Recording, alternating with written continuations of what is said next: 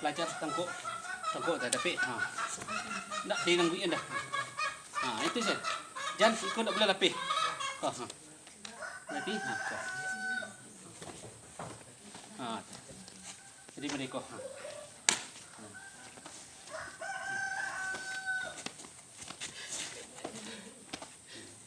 mai ikui saja alur tadi. Okey.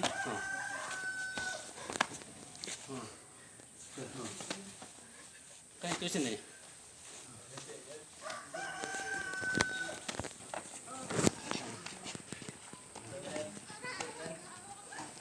Hilang tenaga sikit.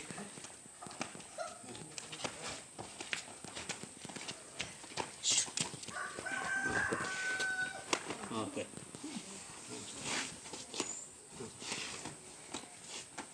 Belajar untuk terbuka gitu.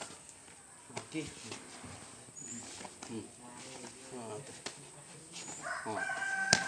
Okey.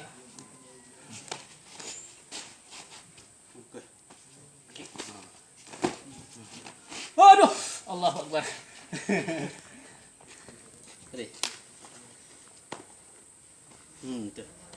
Tarik ikut masuk tu. Tu. Okey ke?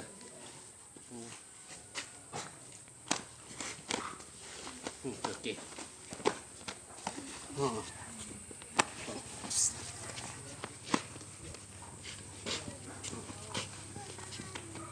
Belajar untuk apa? Jadi ada ikan lambiknya. Okey, tu. Faham? Jadi kau tak boleh dilapis. Kiki. Okey. Cik lah, panik lah. Faham? Ikut saja. Ikut aja ada apa tu. Tarik masuk sekali. Tu yang penting. Itu je.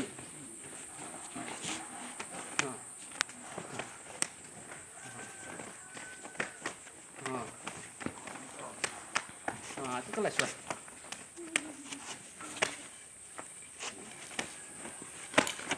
Dia belajar untuk terbukanya tu.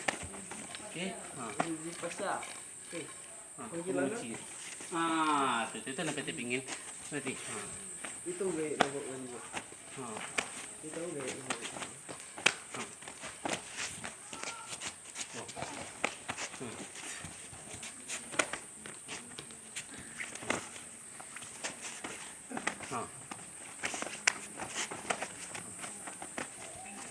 Cukup.